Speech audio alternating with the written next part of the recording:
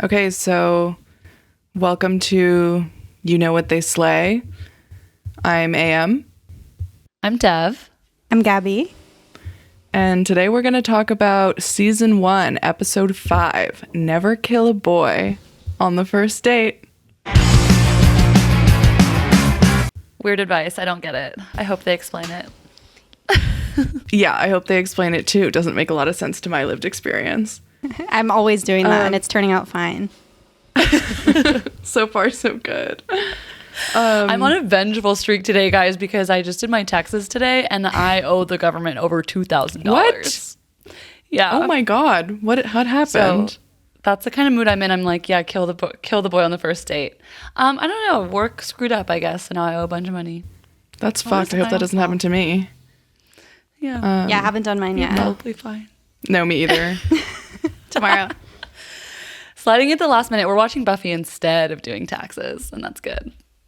Oh, God. Well, you hate to hear that. I wish I had something more helpful to say other than the episode opens with Buffy fighting in the cemetery with Giles coaching. And this is, I think, like the beginning of a very classic and cute repeating motif in the show, which is Giles and Buffy's like mentor-mentee relationship. So this really warmed my heart because I don't think we've seen them doing like, full-on practice before. And she has a really cute quip to the vamp she's fighting at this point. She says, "We haven't been properly introduced. I'm Buffy and you're history." So. Oh, wait, I missed the history. I thought she just said, and then kills him. I was like, wow, she's not even going to give him the courtesy of a name or anything. He's named. His name is History. Oh, got it. Yeah. Okay. Sad to see him go. That's too bad. A normal and good name. So also Giles says something really funny. He's like, don't do that about the quips. He's like, don't waste time. Don't create an opportunity for anyone to attack you by like making your little jokes. Just plunge and move on. Plunge and move on. She So that's truly the second never bit of- learns this lesson. I know. She has to do her little like witty quip every single time she kills somebody. And I was like, wow, good to see that it's even been since the beginning that she's been doing this. Yeah. Plunge and move on is our second bit of dating advice from the episode, I'd say. Also in this scene, Giles finds a ring just like in the cemetery. And he's a little bit curious about it. Yeah. He gets a weird vibe. But they continue on with their training and we kind of are like left with that cliffhanger. Also, my last note on this scene is that Giles had a great outfit. He's wearing like a little scarf and a coat. I love when he's out of his librarian outfit, but still looking extremely librarian coded. Yeah, we need to talk about Giles's outfits more. I feel like I wasn't noticing them on the first go round, but I'm here for it today. I'm really glad he's made the cut this time. Okay, so next scene, we're underground. We're with the Master, and we get like a major plot development because the Master is reading from his big book of prophecy. And with your permission, I'll just read what he says. First, Okay, I have to say, like, when I saw the Master for the first time, I was like struck by his face. Like, I just remembering him, I was like, in my notes, I literally have his pink mouth and nose. Like, he looks like a little rat. He looks like my little hamster. And I was like, he's kind of cute, but like really weird guy. So anyways, go ahead. To all the listeners who don't know us, which is, countless listeners, Every listener. Dev has a albino hamster who looks exactly like the Master. That's crazy that's changed your perception so much. He's not cute to me at all. I know. Now I'm like, oh my God, that's what my little guy looks like. Also, his name is Angel, named after our favorite. Also, some hate him. For some of it's his favorite. Anyways. The Master's voice in this, his accent is so good. He's like really chewing on his words.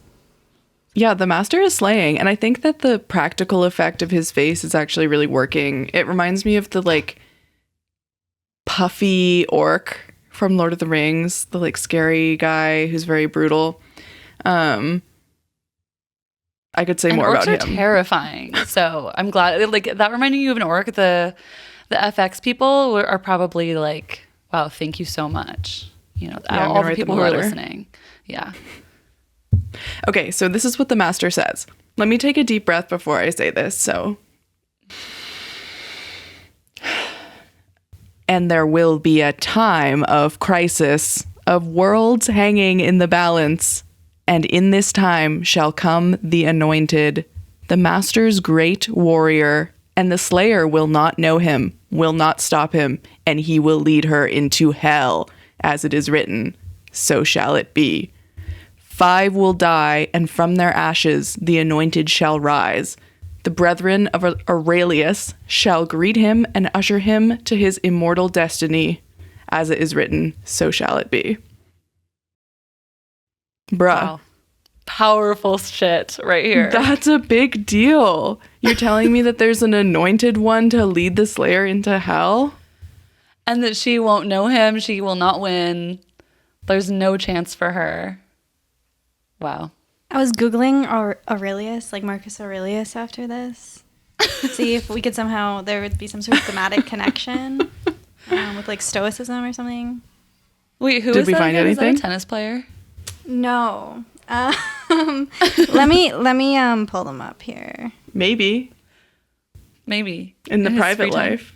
Yeah, you never know what people's hobbies are. He was a Roman emperor and Stoic philosopher. Oh, yeah. Did they have tennis? The Romans had ball games. They had Yeah, they had tennis. They so had tennis. early tennis. But I don't know. I couldn't come up with a connection between Stoicism or Marcus Aurelius and this, but it might be coming later. I think Well, it maybe the sounds connection creepy is as that they're hell. ancient. Yeah. Sounds creepy. They're old. They're Roman. These are some old vampires. Yeah, for sure. Yeah, vampires being Roman, it's like, we'll get back to that. Let's see if we get more evidence. I believe it. Yeah, so what else do we learn here? I mean, the famous thing about prophecies is that what they say in it happens. So it's not looking great for Buffy after we hear this prophecy, because if it comes true, the vampires have won. She's going to be And we're dragged only into in hell. season 1. Yeah, she'll be dragged into hell. And so we're like, okay, we're at season 1 of Buffy. Is the rest just going to be like in hell? Buffy Yeah, it's kind of suffering? giving best case scenario, she has to fight her way out of hell. Yeah. Worst case scenario, there's no escape. I guess it Yeah. depends on what theology you're sort of based in. Yeah, or if there's like, what about purgatory? We haven't even considered that. Literally, Yeah. what about purgatory? Yeah. I think, another thing I was considering in this scene, this is kind of taking us out of like beautiful in-depth conversation and more into like, I was struck just by this is what the master does all day, but like, what do they do in the free time when he's not like reciting these prophecies to his boys and like throwing them against the wall? I was just like, what are they doing down there? Like, he has nothing to do. He has no power. He can't escape. He's trapped there. Like, I was just thought that was like so silly. Like, he takes these moments so seriously, and then he's like, all right, I'm gonna go sit over here now in silence. And this is like a rule of the cult of Aurelius, canonically, is that they're not supposed to leave the underground. Like, walking on the surface is gauche. It's like for common vampires. Well, that makes sense. It seems like a bad rule that would make you unhappy. They just plot I and think- scheme down there, I guess. My belief is that when the master isn't like, orating to his cronies, they're probably doing like men's group. I think that they're doing like the men's group from Fleabag. Like the angry men's group. Yeah. Yeah. Like group therapy for angry men where they're just like screaming slut at a doll. Yes. I think that's probably what they're doing. Oh my gosh. Yes. And then we get like the scenes that are the culmination of their anger and them expressing it to each other about the prophecy, about Buffy, all of that. And another thing, not to like, well, I guess I'm cross-referencing other vampire materials from What We Do in the Shadows, which I was just watching yesterday. There's a scene where the Baron is really mad that the main characters of the show are like goofing off and trying to have fun with their lives as vampires. And he's like, that's not what vampires do. Vampires are for being pissed off, brooding, being upset all the time. So, he's the very like old style vampire. So he's just like the master. Like they're just supposed to be underground being pissed off all the time. Like they're not supposed to be having fun up on the surface. Which is actually why the master starts yelling. Well, he doesn't yell, but he's like speaking sternly to his boys because he says in a very sarcastic tone, and one of the brethren shall go out hunting the night before and get himself killed. Oh, wait, that's not written anywhere. And so he's like telling them off. He's probably jealous that they went above ground, actually. And he's like, expressing his frustration in the form of like a punishment. But he's pissed. Yeah. Poor guy. He thought there was different expectations for the men's group. He thought that they would all be down there together. Like we're supposed to hang out all the time, you guys.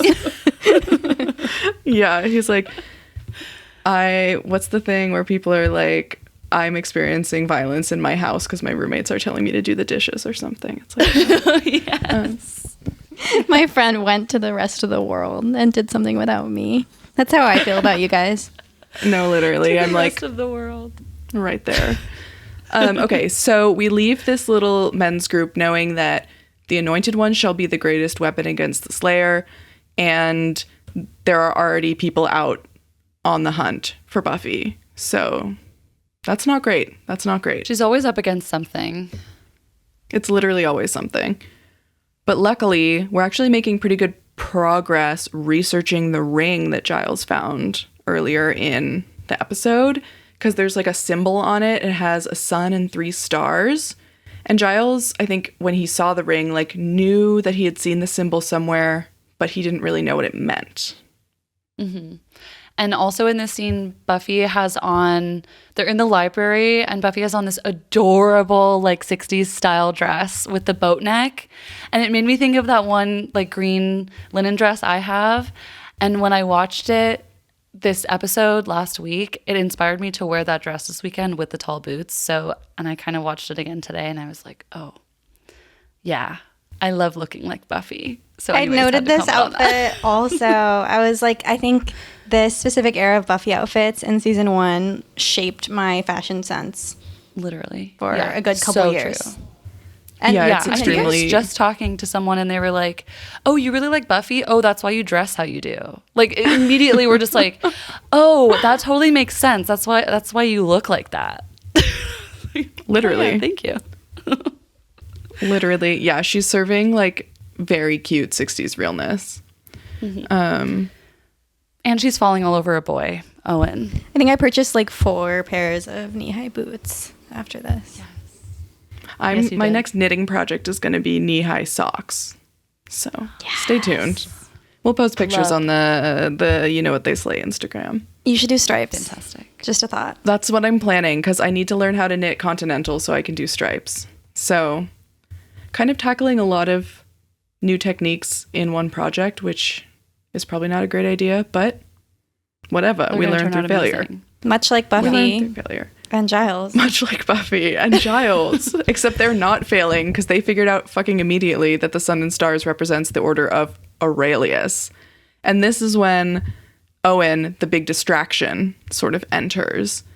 Yeah, what do we want to say about Owen? Fucking iconic. Apparently in the His original Owenosity. script, he was named Chambers. Whoa. Yeah, which would have really changed things for me. It's reminding me of Blathers, who's like the museum custodian in Animal Crossing, who's a charming owl. Well, of course. So I think I would have been more endeared to him if he was named Chambers. Chambers is such a preppy name. It is a preppy, and it's funny because my immediate reaction is like, what a metaphor. Like he represents the chamber of like heteronormative relationships, like walking into Buffy's life, like ready to lock her up and lock her down. But she refuses because she's the Slayer. Like that's what this like, yeah, literally the distraction. That's what this boy represents, is like the opportunity of Buffy to like be a normal girl, be a normal teenager. But like that would take her out of her Slayer identity, because as we see in this episode, the two cannot mesh so easily. So him being like, the idea of him being a Chambers is like, well, he is jail. He's a chamber. Chambers of the heart as well. Something to think about. Chambers of the heart. We're getting But then him and anatomical. Giles would have ended up together if his name was Chambers. So Yeah, I I do see kind of that. wish that had happened. Well, that would be very unethical, unfortunately. And he's such a dick. He's such a dick. This is like And he's not good enough for Giles. this is like before this archetype was established, I think. We talk about this a lot in like the Twitter era, this type of dude. But it was early. It was early in that. Yeah, this archetype has been tackled. Like, the Substack articles are like way beyond like this type of guy. Like, we already know him and we know like he sucks. He like reads Emily Dickinson for show. He insults Buffy, almost saying she can't read, and is also just like, oh, I didn't expect you to be smart, but also I really like you, but I'm going to show it in like these weird, confusing ways. So yeah, he's terrible. Yeah. We are fully talking about the meme of like someone reading it's like Grimes reading the Communist Manifesto on the streets of LA. It's performative reading. Yeah. Totally. And he's also giving that one TA that I went on one horrible date with where he was like, you looked ugly after yoga when I saw you or something. It's just Wait, was this the guy that you like went on the hike with and smoked a joint with? No, but Oh he my didn't smoke God. weed, so he just watched me walk ahead of him and get too stoned to speak. So that was kind of iconic, I guess. But And that he deserved, yes. yeah, so Owen is doing sort of like these classic straight guy things of having like a really niche interest that he probably doesn't actually know that much about or think that hard about, and then like treating people like they're stupid when they don't understand it. Also, like reading, let alone reading Emily Dickinson, like that's for girls. Why wouldn't That's for you go. girls. Why wouldn't Buffy be able to know that? Lesbian. Yes. She does get Emily Dickinson's name wrong. She says Emily Dickens. Which is fine. Yeah, That's fine. we all I'll allow misspeak. it. Shakespeare invented words all the time. And then I have in my notes that it's like, I said, Owen is nerdy cute. Seems high-key sinister to me. Weird to be that awkward, but also vulnerable. Because it's manipulative, is what I'm thinking. So, anyways, okay, we can move honestly, on. he's not even that evil, but fuck him. He doesn't even do anything wrong, but He's like fuck him. so He can die. triggering. I know, it's so triggering to us. I'm just like, I have dated this man, and it's so bad. Like Yeah. deeply personally prejudiced against this man. Literally. Yeah. And after this sort of like bumbling interaction about Emily Dickens, say her name, Willow and Buff are in the dining hall, in the cafeteria, as some would call it. And they're talking about Owen, and Willow is like, oh my God, him? He can brood for 40 minutes straight. Which also cancelable by law. Buffy loves the broody boys, though. She Like, really yeah. does. Yeah. Is a type. And Cordy also has a type because Cordy is going after Owen in this scene. I know, it was kind of a surprise. It's like, is this Cordy's type? But yeah, guess, she's like- complex. She's complex. She has so many layers. And also, I'm like, is one of those layers just wanting everything that Buffy has or wants? Totally. Probably being in love with she's- Buffy. Yeah. Maybe there's something there, something deep in there. Yeah, it's like Jennifer's body. There you It go. is like Jennifer's body. Cordy looks like, what's her name? Mila Kunis? Megan Fox. Megan Fox. Same person. It's like, was Mila Kunis in that one? Okay, this is the second episode in a row where I've gotten a celebrity wrong. It's really charming. It's okay, No, she that's gonna does. be She your looks character. like every extremely beautiful brunette woman in the world. Exactly, like Gabby. She is extremely beautiful. just like me. Yes, she does. Okay, she Guaranteed. also invites Owen to the Bronze to, quote, loiter. But Owen is kind of not really listening to her at all, not giving her the time of day, and is like, oh, that's an interesting idea. Buffy, do you want to go to the Bronze with me tonight? Kind of a Huge. dick move, honestly. Take Yeah, the like, date idea say from no. someone asking you out and then immediately, without replying, ask someone else out in front of them. Yeah, Just more men who can't evidence. say no. Yeah. Yeah, more evidence that Owen is sinister.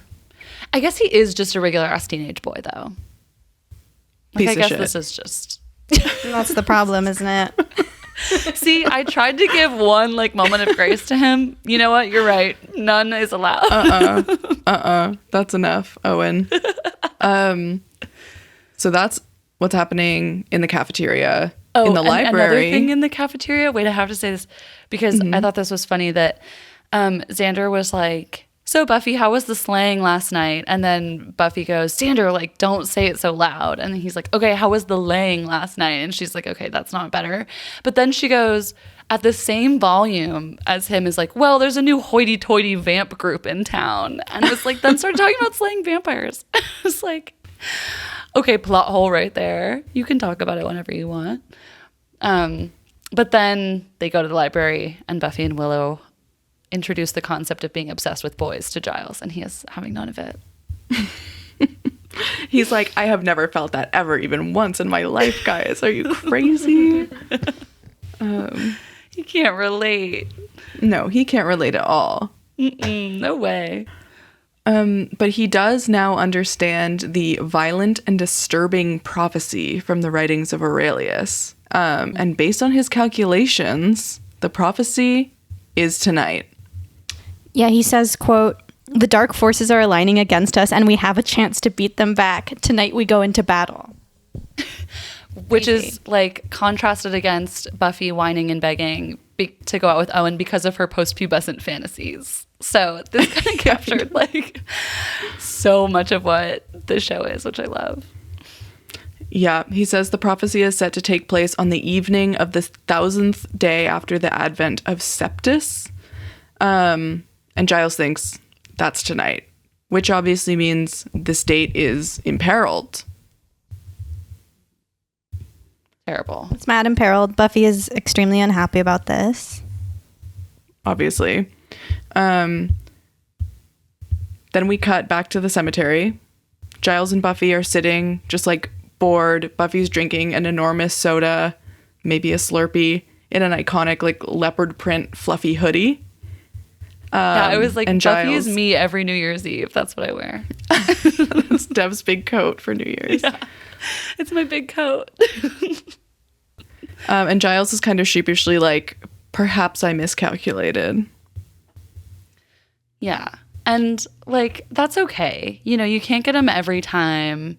And I think that was actually sweet because Giles was like, okay, nothing's happening. Like, you can go to your date. And so she goes off to the bronze. And then we immediately shift to ominous bus driving through the night and think, okay, maybe Giles was right about something. Yeah. Giles like certainly had the right idea that something significant was happening that night. And he's also like, he's worried obviously about the end of the world, but he's also really worried. He's increasingly worried about Buffy revealing her identity. And there's kind of an implication that maybe his miscalculation wasn't such an accident.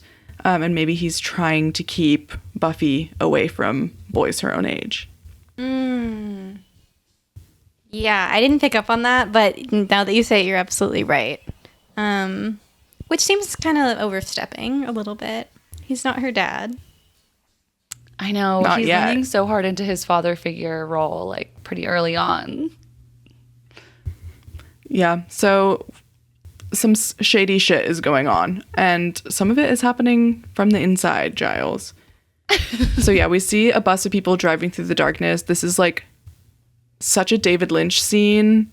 Like, we're on a rural winding road with just headlights, and there's like a bunch of random people on a bus, and then there's this like kind of freaky preacher who's saying a pale horse emerged with death as its rider and you will be judged. He's being like very suspicious. Yeah, this guy's voice was deep and ominous and scary. And so you're immediately like, okay, this is the villain. Like, this is the guy that was supposed to be coming to watch out for. And it's really funny that the first thing we hear from the kid on the bus is, I went on an airplane. And then we immediately go to this like guy's like really deep, dark voice. And I like that juxtaposition. I kind of laughed out loud. I LOL'd at that one. Gabby, you say what you're going to say, and then I need to talk about an airplane thing. Also, the way the guy's playing it, the supposed anointed one, he's like super American coded, almost Republican Christian seeming, which Totally. is interesting and kind of unique of vamps in this show. Mm-hmm. Yeah. You don't think so? Well, their whole shtick is kind of being like, they're Roman, so they're Catholics. Right. But it's like, it was like Christian, you know, like it felt evangelical or something. Totally. You're and right. It felt was. like that. Yeah, it felt like that kind of, but like the evil side of it. And so it kind of struck me too, Gab, because I was like, oh, I'm not at all like comforted by the idea of like him preaching to God or like God's gonna come save everybody. He was very much talking about like the dark side of Christianity, like the apocalypse is gonna come and like no one's gonna have any choice what to do. We're just gonna have to do what God tells us. And it was very like a scary idea of God. And I was like, oh yeah, in Buffy, like there's no actual God in opposition to the Hellmouth. It's just the humans versus hell, like all the demons and vampires like coming up from the bottom. And even when they talk about God, like with this guy on the bus, it's scary. It's like this scary side of God. Like God is also like you should fear him. Yeah, that's interesting. I think the only sort of positive Christian or Catholic imagery we get later on, spoiler alert, is we know that heaven exists. Right. No context Later, given yeah, at this no point. But that's a comfort in this show. I remember, kind of a non sequitur here, when I was watching Torchwood as a kid after being really into Doctor Who, and in one of the first episodes, they like talk to people who were dead. They can bring them back for like a second to talk to them and figure out who killed them. And they're like, and what happens after death? And they're like, it's just nothing. It's nothingness. It's just black nothingness. And it scared me so much as someone raised Catholic that I had to turn off and never watch the show again until last year. Yeah. When you came to terms with the nothingness. Yeah. I'm trying. Okay, well, you know who else had to come to terms with nothingness on an airplane was me. Because on my, like literally 1 hour before my flight back from New York, my fucking AirPods stopped working and refused to charge and were out of battery. And so I had to do an entire flight, no headphones. Like, oh my God, no entertainment. You're like the men on TikTok or whatever. There was this big trend where all these like straight guys were online being like, just raw dog the airplane. And they would Dude, like, I was close Owen. the window. You were Owen. You were being Owen, like brooding in the dark. He was like, to Buffy, because he was like, oh, I never pictured you would be the type of person to like hole yourself in a dark room and like with just some musty old books. That was you on the airplane. Were you reading? Literally, and I was reading a classic. I was reading Middlemarch. So I was literally reading like a stuffy English woman book. That's so awesome. Oh my God, Giles' favorite. How did no one approach you on the plane and be like, you're so mysterious? I know they should have. And I was wearing a trench coat, if you can believe it. Oh my God. Just like you're a vamp. So I couldn't listen to a damn thing. I couldn't listen to any of the music or podcasts that I had downloaded. And I was like, I'm just going to have to go like deep into Zen mode on this one. Dude, so quiet contemplation is so hard. It's so hard. I never do it. I'm sorry that happened to you, dude. And that's why I'm sick. Anyway, thanks for feeling sorry for me. There's also something tragic happening at the Bronze because Buffy rushes in after being released by Giles, only to see Cordelia and fucking Owen dancing. All up on each other. Cordelia fucking Owen. I was like, wait, did you get like the X-rated version? I mean, damn near. She was all over him. I even was like, okay, they're dancing, and it's cute. I mean, obviously Buffy's upset. Like it's at first though, it's like cute dancing, and then she's just like draped over him, like hugging him to this like rock, kind of upbeat like rock song that's playing, and she's just like hugging him and holding him. I was like, whoa, that's how the kids dance, huh? That's crazy. How Cordy dances. That's how Cordy dances. Yeah, it was working. But we're with Buffy all the way we know that Cordelia has like nefarious aims. She might not even like Owen. So this hurts all of us. All right, cut back to the bus. Gab, take it away. No. Go. Okay. The creepy dude. Yes. Before we get on the bus, before we get back on the bus, I wanted to say that the band that was playing at the Bronze while Cordy and Owen were grinding and dancing was 3 Day Wheelie, and they were playing the song Rotten Apples, which was honestly a good song. So check it out, everybody. Awesome band name, awesome song name, and it sounded good. That's it. It Music to grind to.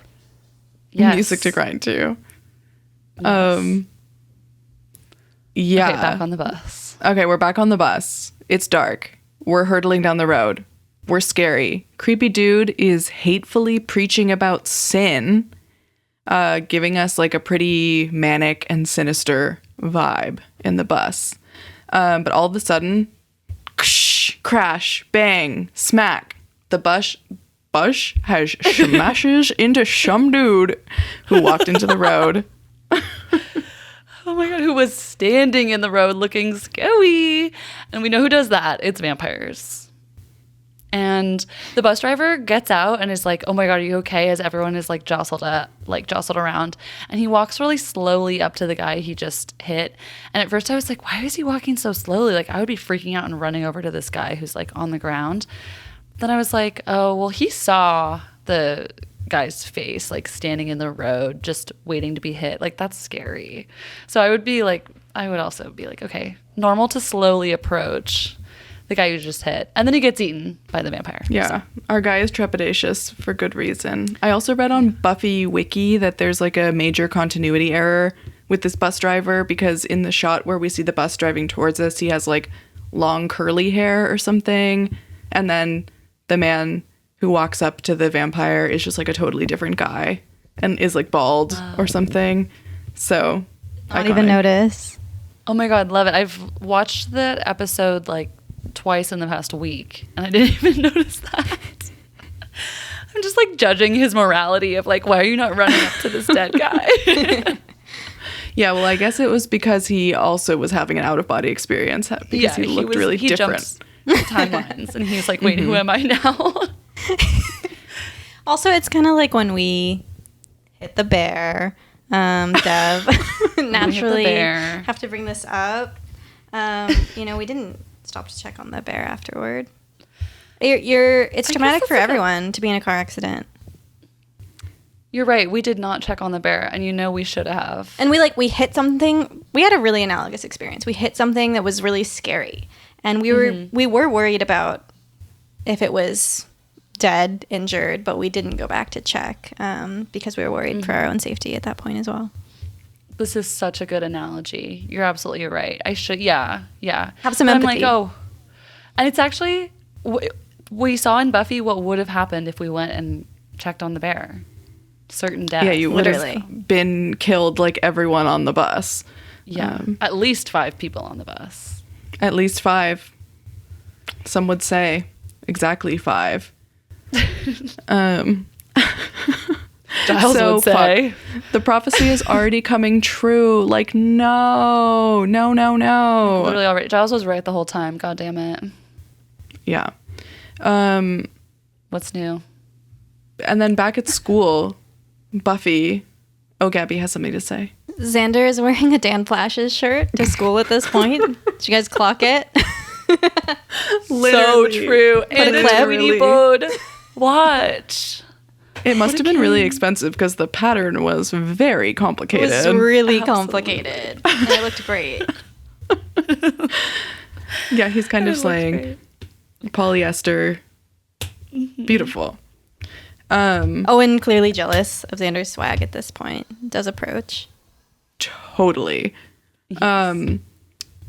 Yeah, Owen approaches Buffy and Xander boldly after being a cad mere hours before and is like, oh my god, Buffy, like, where were you? Like, I didn't see you at the Bronze last night. And we're like, we all know what you did.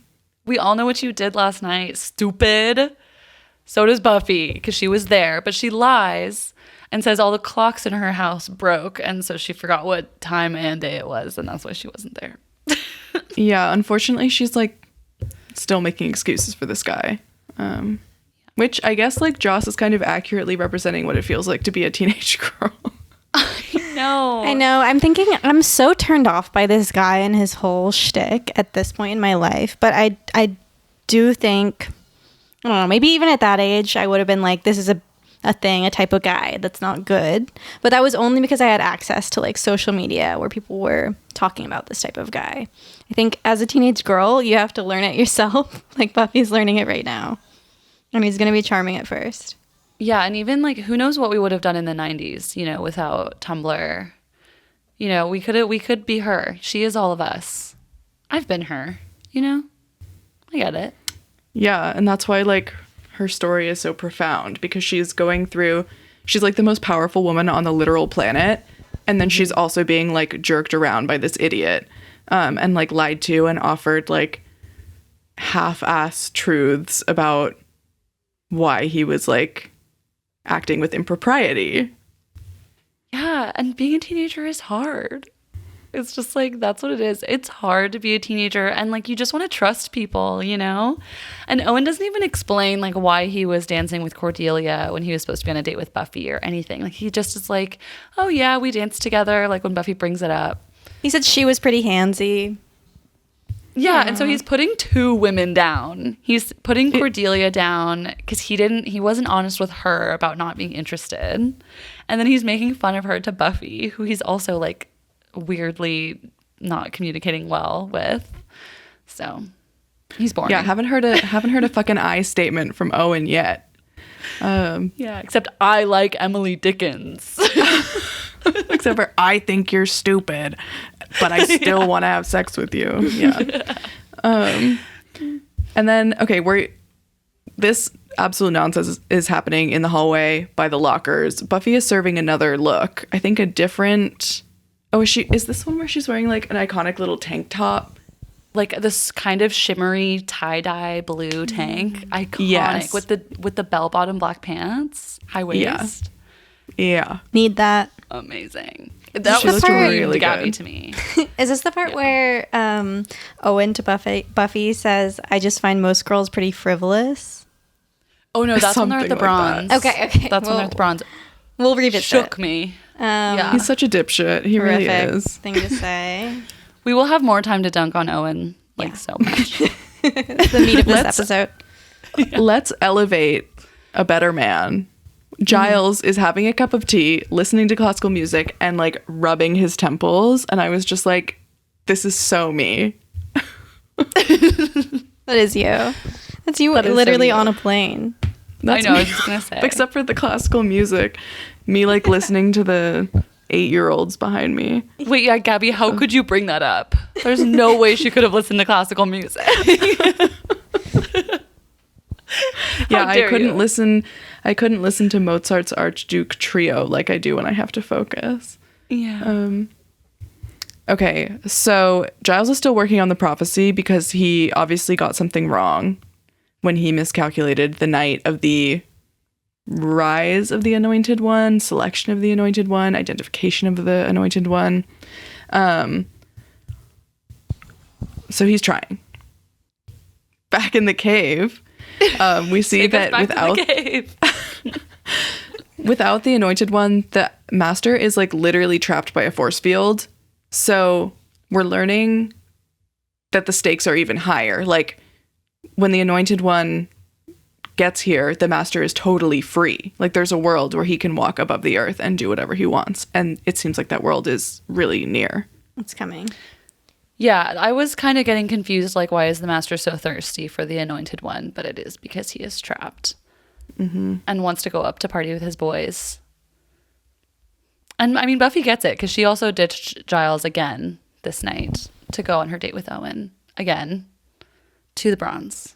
She wants to be with So. her boys, too. Yeah. Yeah, so we're at Buffy's house, and she's choosing between mini dresses for the date. Xander is being an asshole and being like, why don't you wear like a ski coat and a hat with ear flaps, as if like Buffy wouldn't look sexy wearing a ski coat and a hat with ear flaps. Exactly. That sounds amazing, actually.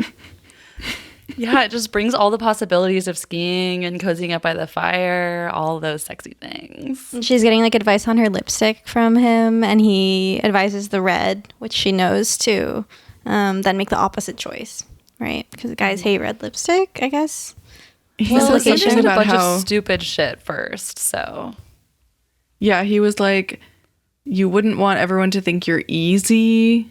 Like, he was like, don't wear that one because everyone will think you're easy. Oh, yeah, he's like, oh, which lipstick for, like, Owen to kiss you with, and then, like, tell all of his friends how easy you were, and then everyone's talking about how you're such a slut, and I hate you, but also I love you. Please have sex with me. Xander's has like so many moments where I'm like, I love Xander, and then we'll have a moment like this, and I'm like, I actually need him to die. Yeah, and I like want to think that Joss is like knows that it's bad. Like, I know that Xander's kind of supposed to be like a bumbling idiot, but I don't know. It's still pretty insidious because he keeps being portrayed as like charming and lovesick, as if like what he's saying makes sense for some twisted reason. Yeah, I think it's supposed to be like silly and not good form and not charming to Buffy, but not like objectively something a bad person would say. Mm-hmm. It's redeeming. Yeah, I guess it's very realistic. Yeah, like it leaves room for redemption. It's very realistic of like people really do act like that, but they can be saved. Like they can be changed. Well, I guess not saved because then that implies someone else is going to do the work, but actually like they have to do the work of like figuring out, okay, this isn't how I want to treat people. So I think, you know, because we've seen the show, I think Xander does have some sort of redemption later on. Like he gets to a point like of understanding love and friendship on a deep level. But he also, even as we see now, like struggles so much with like understanding what adoration and love like means to him. Like he still clearly sees Buffy as this like object that of his desire and other boys' desire, but like his desire is the only true good one. And it's just like I think it's a really interesting reflection of like, how men are socialized. And I think Joss maybe just kind of sees that. and Buffy sees it too and is having none of it. I think even throughout the rest of the show, he expresses this kind of ownership over Buffy's body and sexuality. It becomes less frequent, but still nasty and insidious. It's confusing because Xander's like, I love Buffy, but he never talks about why he loves Buffy, or like we never get any insight into like what actually sparks his interest. I mean, she's obviously like amazing, but yeah, like his entire identity is wanting to win Buffy and like wanting to get Buffy, and so it's all about him. It's not actually about like intimacy. It's weird that he's like, he doesn't need that from her. He doesn't need like the reciprocal. I mean, he wants it, but like, in order to like love her and be obsessed with her and even like show like like ownership over her in this sense where he's like, this is what I want. Like I'm going to pick the lipstick color because this other one makes you look slutty or whatever. Like it's sad to see. He's doing loser behavior majorly. And then ding dong, someone's at the door. Who could it be? Giles, holding a newspaper with news of 5 dead in a car crash. Just what you want to see before your first date with your little crush. So fun for Giles to be at Buffy's house. Is this the first time in the show that he comes over? Gotta be. I think so. Yeah. And like notable absence of parents or anything. Like I know where the F is Joyce. She has not been written into the show Joyce? yet. Joyce is on a date. Yeah, the writers are sort of being like, oh shit, I guess we have to have a mom at some point. They're like, we'll get you the specs on Joyce next week. Yeah, okay, so we know that the bodies are to be buried soon because of the obituary.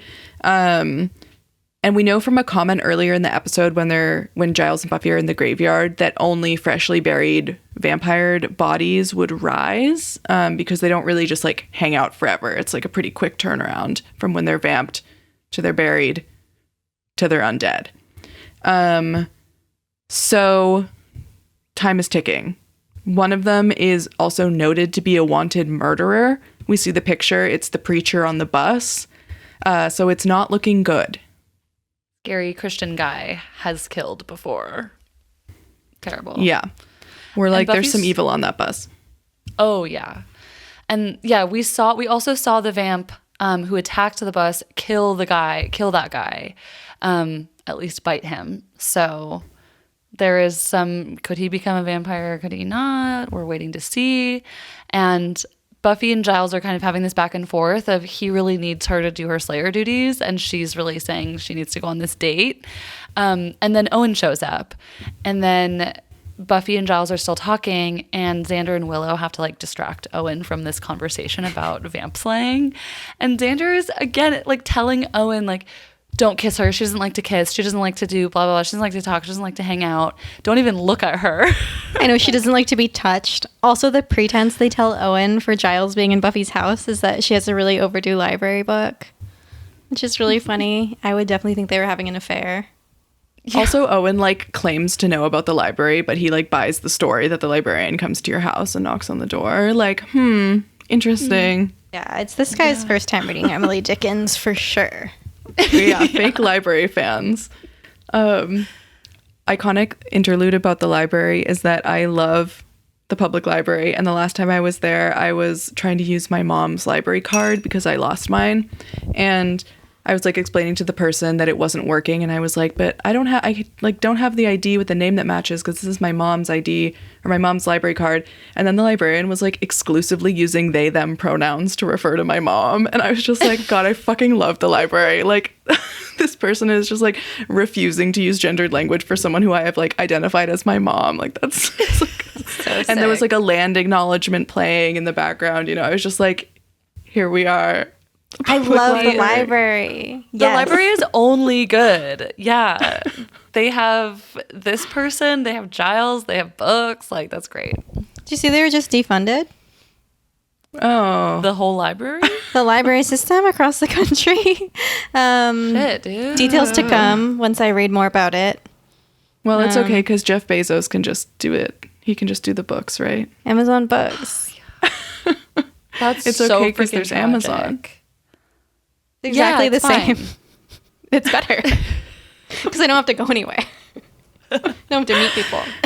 Holy shit. Okay, well, I have Just a lot to kidding. say, but I don't want to get our podcast scrubbed. We're joking. Yeah. We're- JK. JK. Also, Buffy thinks to clarify this is the 90s, the 1990s, which is kind of funny because she is like from a line of immortal women. And also Giles is like a million years old. And they're always interacting with like warps in time and stuff. So that was just kind of like silly and goofy. Like the 1890s is relevant to them. 1790s even. Yeah. Yeah, Literally. I love that. They had to do it. Yeah, a little bit of a time check. This is the 1990s, just so we're all clear. Yeah, so Willow and Xander are like watching this go down. They're watching Owen just kind of be clueless and a dumbass as he is wont to be.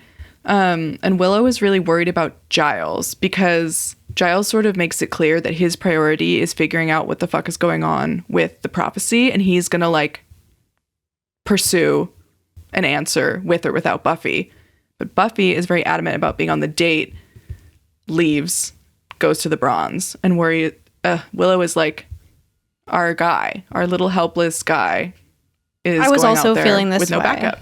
I was so worried about Giles throughout this sequence, even though I know that Giles is alive in the rest of the show. He's so brave. Yeah, it's a dangerous journey. He reminds me so much of my grandpa. Oh, say And- more. Yeah, no. They just both have a Okay. similar facial structure. Did you guys ever meet my grandpa? No. Um, Well, now I feel like I have because now I know Giles. And they're exactly the same, so I love that. big foreheaded guys. I'm gonna pull up a picture. Keep talking, guys. Okay, cool. Also, an important part about this scene is that, or this sequence, is that Buffy has a pager. And she's like, okay, Giles, just like beep me if anything bad happens. And she's like looking at it in the bronze, and it's just Giles saying like no info. So Okay, they're wait, paging. Yeah, because it's the 90s. It's the 1990s. Hello, there's pagers. Okay, but I had to, I saw this in your notes, and that you said Giles is putting in the note, no info on the pager. And I was like, this is hilarious because we have no idea how pagers work. You can't say no info. It's just the pager is like, has no info. You can't type a message through a pager. It's either like, it's like a number. It's like, call this number. And so you get a pager, like you get a beep on a pager, and then you go like call them because they're like, oh, this person's beeping me. There's like no message, nothing. Isn't that crazy? It's not texting or anything. Oh my God, they're not even texting. Not even texting. How do you know this, Steph? Did you have a pager? No, just like I think from like watching Seinfeld, pretty much. I could be wrong too. No, I No, that totally makes think you're sense. right. I fully believe you. If you could be texting, why, like, it wouldn't be set up like that. They would just have a much better system for actually typing and using words. Yeah, it's not like a Tamagotchi where you can like exactly. press it. Yeah, it's like way less complicated than a Tamagotchi, even way less sophisticated. It's seriously just like a little screen that you can like send signals to, and like you interpret the signal to be like, oh, that's AM like calling me, or like beeping me. I have to go like to a payphone. Oh, right, because it was pre-cell phone. Yeah. I forgot about that timeline. Right. Okay, well, look at us young, nubile little podcasters. Can't even fathom a pager. Giving Gen Z right now. It's crazy. It's pretty chic. Also chic, Cordelia with the insane crimped hair. Because of course, Cordy is lurking at the bronze and is like trying to follow Buffy and Owen around as they try to have like normal person date time. She's trying to come after Buffy's man. And I wrote down here, even when Cordy is like explicitly written to be a bitch and like the worst character in the episode, I'm like, I love her. I'm so charmed by her.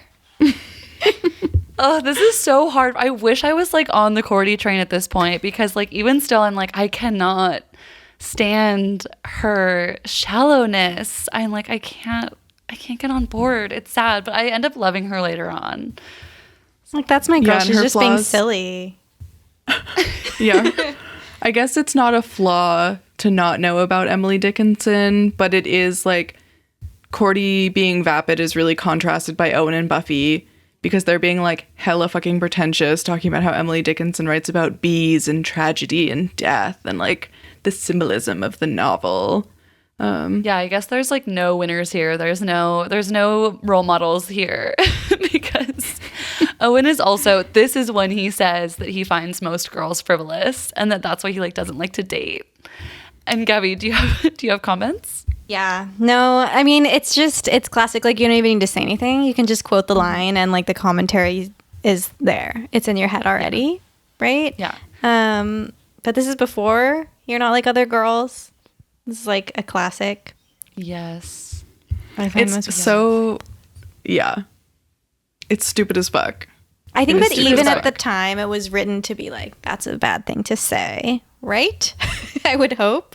I hope, don't because I'm like, know. are we supposed to kind of be like, oh, Buffy's so special. Like, she really has this, like, she can relate to like the dark, moody boy because she has this darkness in her of like being the Slayer.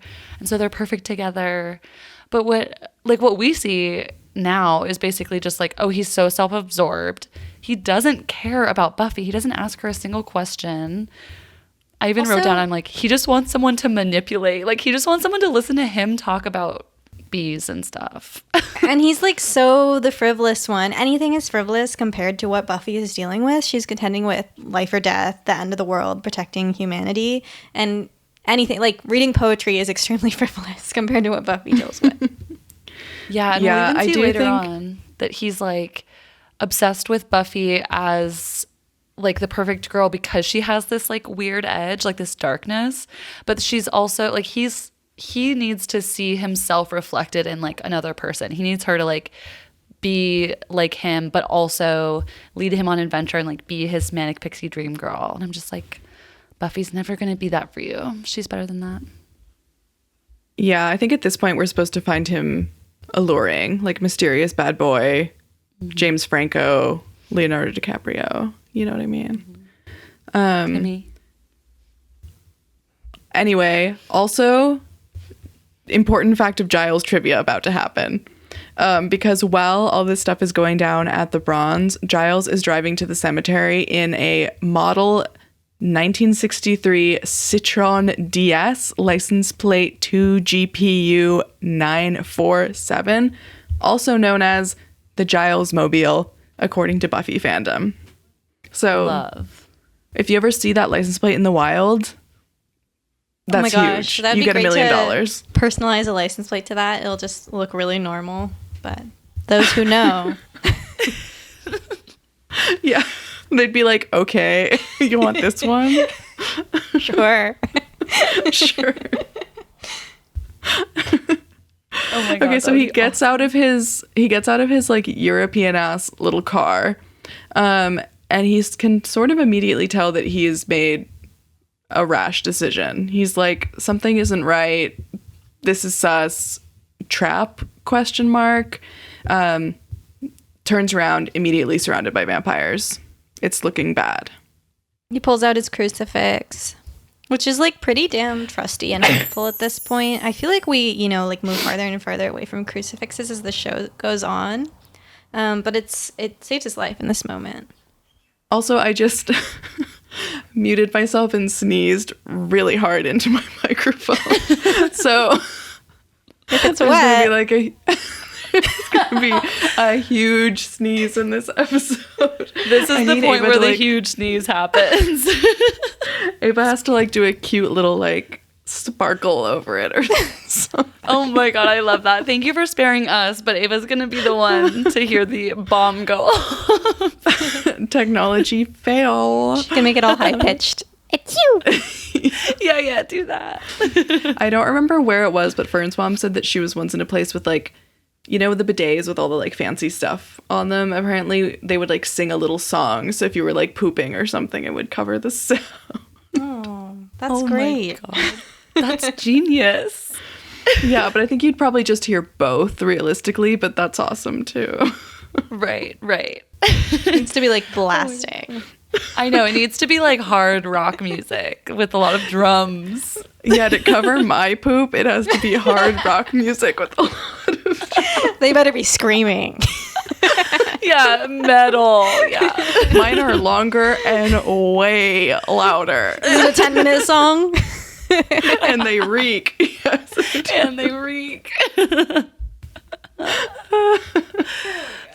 Okay, so Giles is using his cross to repel them.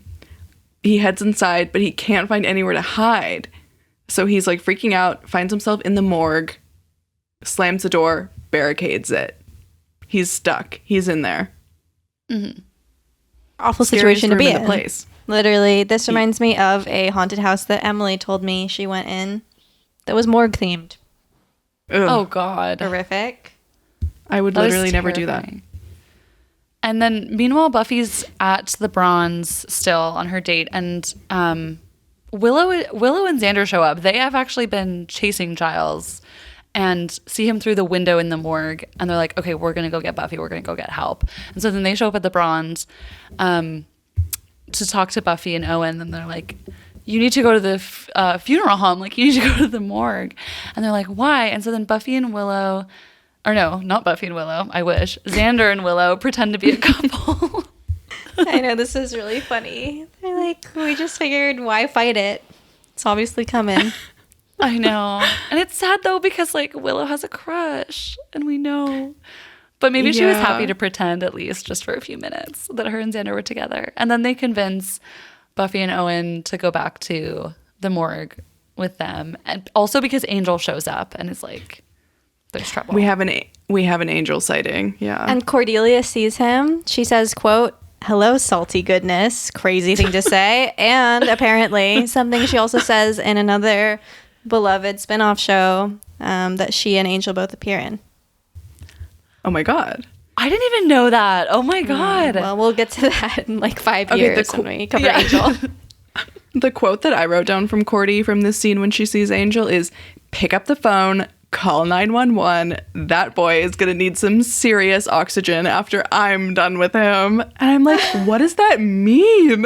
What is she going to do to him? Strangle him? Because he's salty probably- goodness. It can't mean this, but in like a more sexual show, I would think it would mean sit on the face. Well, yeah, totally. That's like where my mind went too. I was like, Queen. Oh my God. I didn't even think that. 'Cause Awesome I was like, what is she plan. going to do with the bronze? I guess It's she's my like God. total. making out. Oh, yeah, because she's going to like suck all the oxygen out of his lungs or something. The other hole. The famed other end. Yeah. Just like, keep making out. No time for breathing. Okay. Yeah. There we go. Because he's so salty, she can't get enough. Yeah, the salty. Like, what is that? Like a salted caramel or like a pretzel or something. Yeah. Like he's Or like sweaty. a salt lick. He's like a sailor. Sweaty. Yeah, he has his like white tank top on, right? He's got like his like stained white tank. Stained. Robert Pattinson in The Lighthouse. That's salty goodness. Yeah, that is salty. I Salty know that's sailor. right.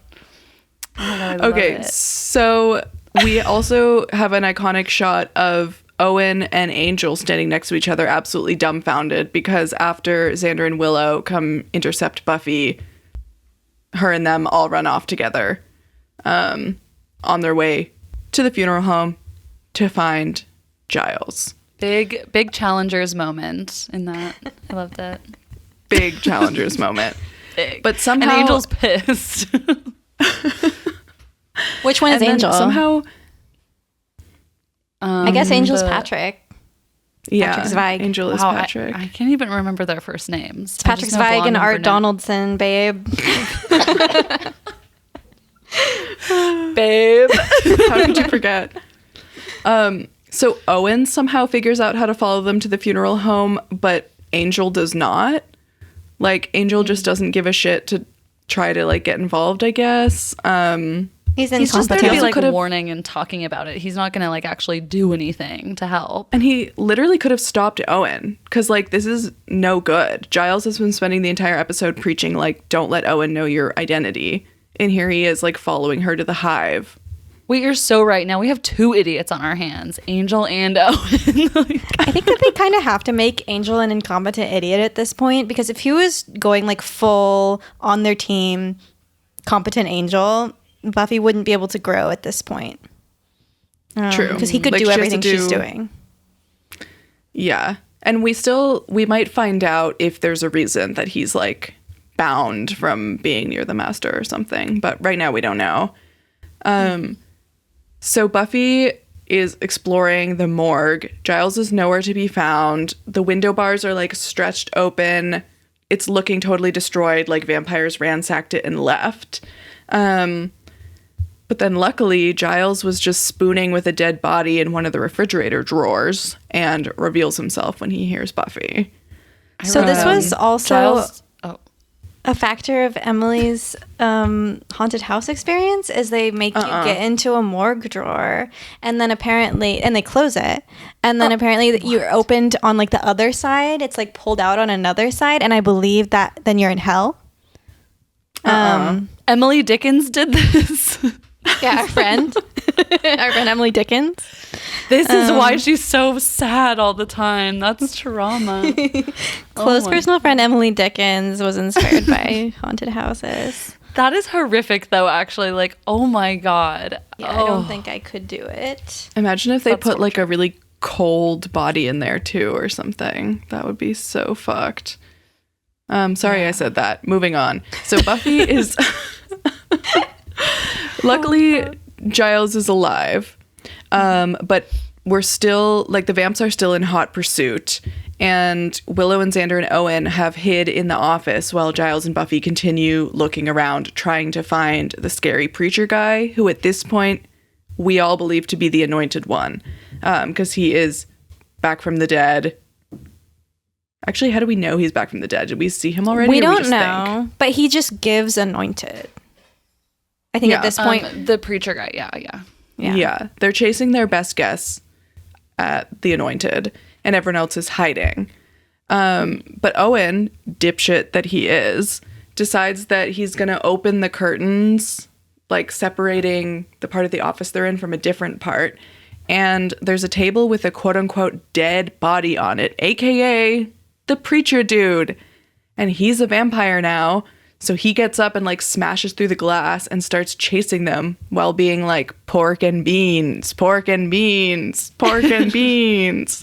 Owen is like, do those usually move in regard to dead bodies? So silly for this. Oh my God. He like when he first sees the body and he's just like, and he sees it move, he's like, hey guys, what's going on? Like, he doesn't actually like scream or anything. Like, I would have been like, holy shit, it's moving. But he's like, what's happening here? What's going on?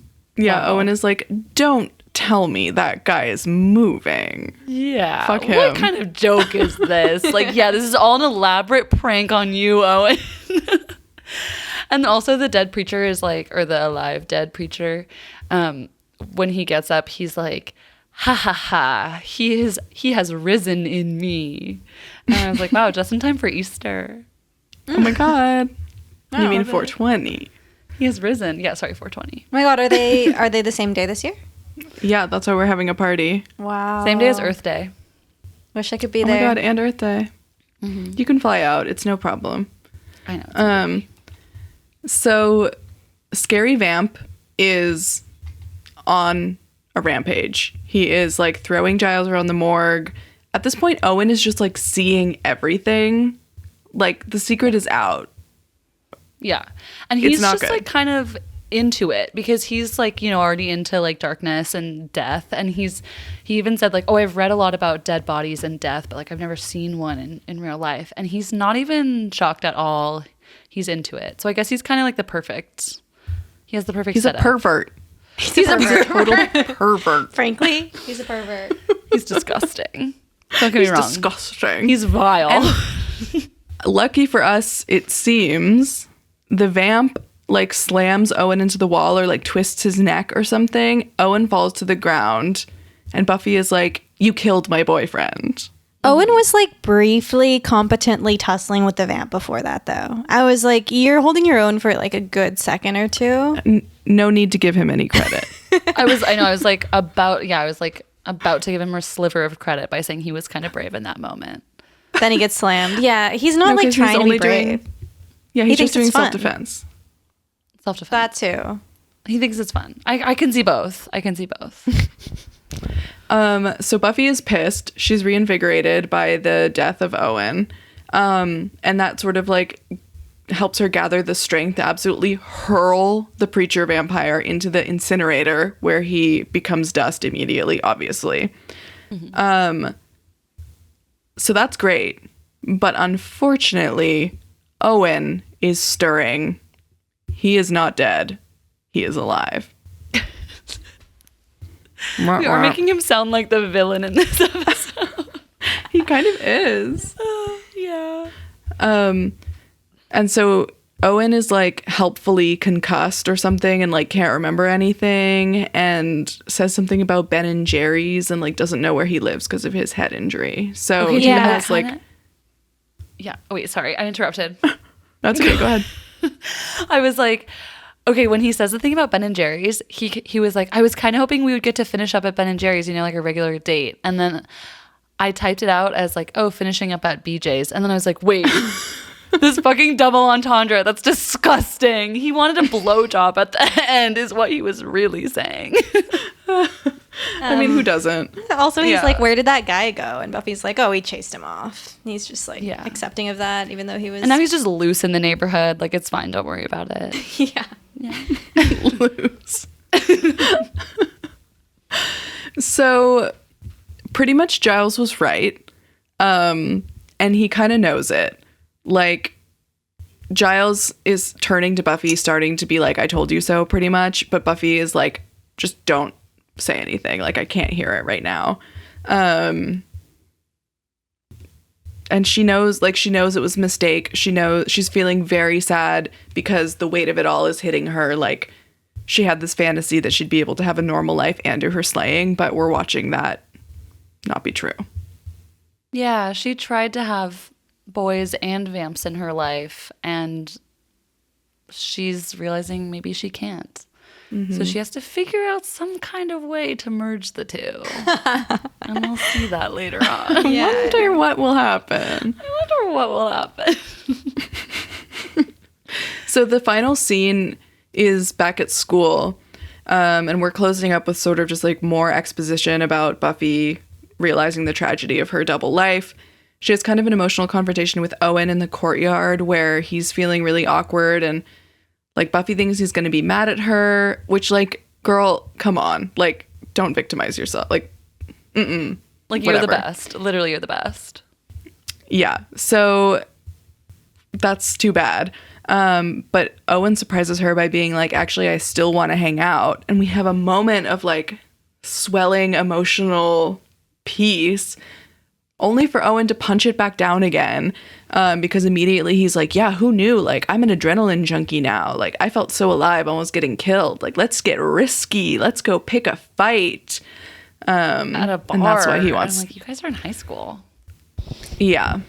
Yeah, and Buffy then knows that she has to end it with him. She can't take this guy with her, see him any further. But she wants to be friends, and he's accepting of that.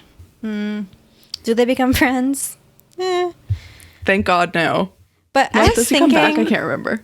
I was thinking about him and his character. He would have been an interesting one to, like, you know, become recurring. I think we could have seen some interesting development with someone starting at this place. First of all, I feel like you can't, well, Xander might disprove this, but it's hard to spend years around watching Buffy kick ass and remain a misogynist, I would hope. And also it'd be interesting to see someone who, like, starts out with the motivation of the adrenaline junkie stuff and then becomes, you know, turned bitter, jaded. Or like Buffy says, he might just like die within 2 days of being in her crew. Yeah, probably that. Which he probably would have. She's like, he's going to get himself killed. Because like being the adventure junkie that he's talking about, also that would be like so sad to watch. I think if he's just like there for the thrill, but like isn't trying to develop any skills to like be helpful or isn't kind of on the side of like the right side of the cause or something, like, oh, I want to save the world, and like Buffy is, like, he would just become crazy. I feel like he would just get too obsessed, or he would go dark. But mostly Buffy is realizing that she has a duty to protect people, and a huge part of that duty is isolating herself. Because she knows that it would be on her head, on her hands, choose whichever one is right, if he died. And so it's like this really deep and painful realization that like being close to people means they're going to be in danger. And bringing people into her life and her world is like not possible because she has a duty to protect everyone.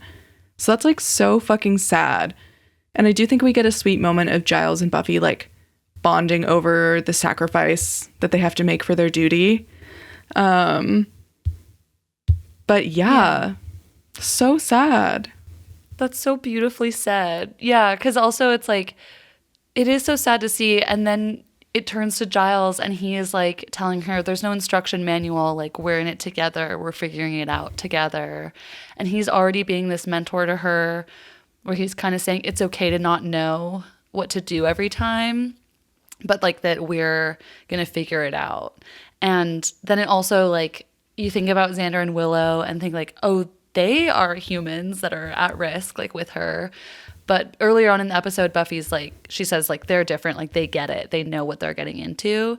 And they are really smart, you know, despite Xander's flaws. They are smart about like protecting each other and themselves and like being in it for the right reasons and stuff. And yeah, it's sweet to see like how much love and friendship Buffy has in her life, but also how she kind of has her crew. Like, she can't really, it's risky to expand beyond that. And maybe that's just for like good storytelling, but it's also her life. Yeah, it's like, thank God she has them, because that's the problem with this system of having the Slayer be a teenage girl, is those people really need human connection. Those teenage girls, those people do. Yeah, those people. So we end the episode on kind of a hopeful note, because it's like, okay, well, thank God that Buffy at least has Giles and Willow and Xander. And they're like, and we saved the world again because we threw the Anointed One into the incinerator. So they're like, great, no prob. But we must remember the prophecy says that the Slayer will not know him. And so it doesn't make any sense that Buffy knows who the Anointed One is. And Gab, do you want to talk about the final twist? We cut back to the caves and we see the Anointed One. I had completely forgotten about this. It was so exciting. It's this little boy. What do you mean you forgot it was a little boy? Gabby. I knew about the little boy. I see him. I'm like, oh, that's the Anointed One. And we had this whole bit at the time when we were watching it that like this was Anna Maria, right? Yes. Yeah. But why? I can't remember. You were like obsessed with the Anointed One being a kid too. Like you were just like, that is hilarious. Like, oh, scary kid. Like I see him, I know him, I love him. That's Anna Maria to me. Yes. Oh, yes.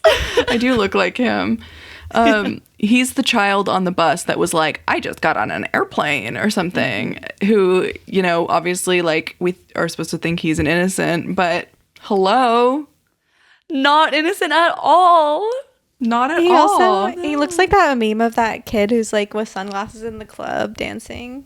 Yeah. Okay. I haven't seen that. We'll have to show it on the screen. Put it on the screen.